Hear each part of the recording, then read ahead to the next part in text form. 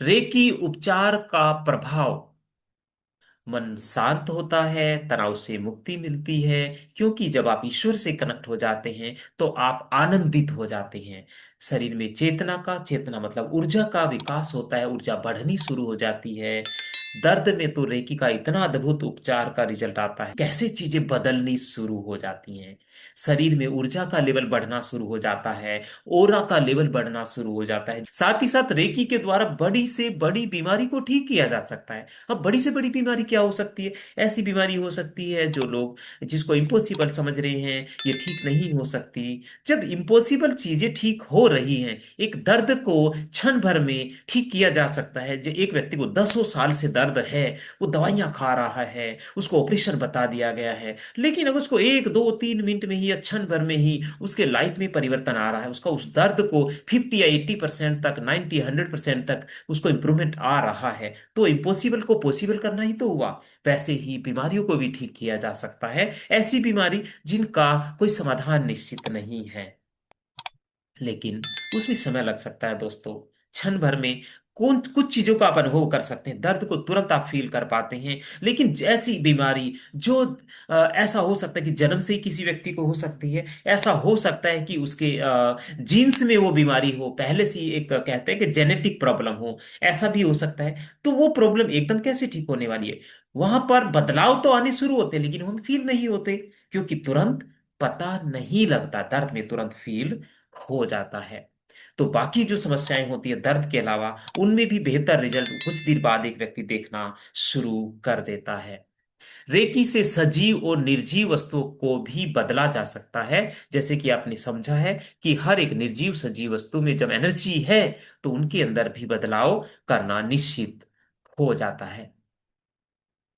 अब हम समझ रहे हैं जीवन में अवरोध, क्या क्या अवरोध आते हैं। तीन ही निर्मल नॉर्मल अवरोध हैं: हेल्थ, वेल्थ और रिलेशन से रिलेटेड अवरोध।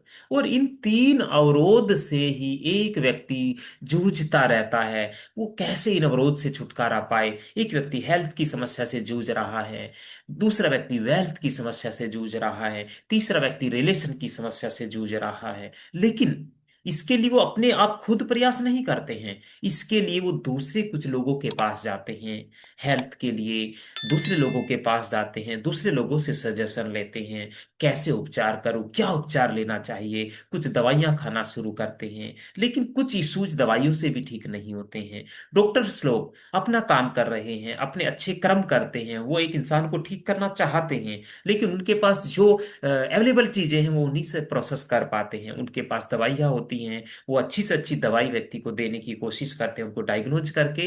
लेकिन सब चीजें उनके हाथ में भी नहीं होती, बिकॉज जब वो ईश्वर ने कुछ कार्मिक के कारण कुछ ऐसे इश्यू दे दिए हैं, तो क्या वो दवाइयों से ठीक हो सकते? नहीं, वो दवाइयों से नहीं ठीक हो सकते, क्योंकि उसके व्यक्ति के कर्मों के कारण हो रहे हैं।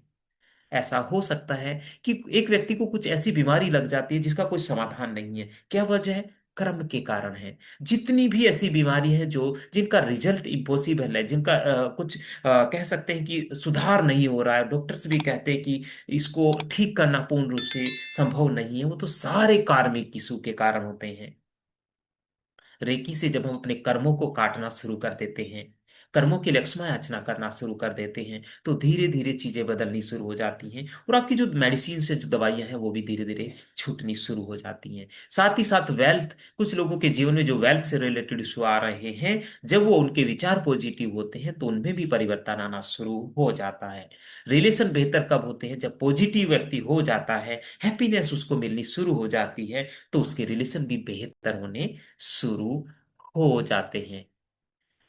नेक्स्ट हम आगे बढ़ने वाले, हेल्थ इश्यूज क्या क्या होते हैं, फिजिकली और मेंटली इश्यूज हो सकते हैं। दोनों ही ऐसे इश्यूज हैं जिसके लिए हम दवाइयों के ऊपर डिपेंड रहते हैं, लेकिन बिना दवाई के भी कुछ चीजों को आप बदल सकते हैं।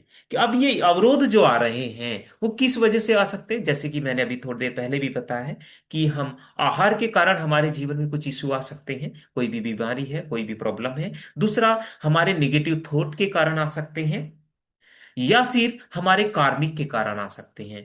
और जब हम रेकी सीखते हैं, हम तीनों चीजों पर भी काम करते हैं। आहार में क्या चीजें परिवर्तित कर सकते हैं, वह विचारों को कैसे पॉजिटिव कर सकते हैं, साथ ही साथ कार्मिक को कैसे रिजोल्व कर सकते हैं।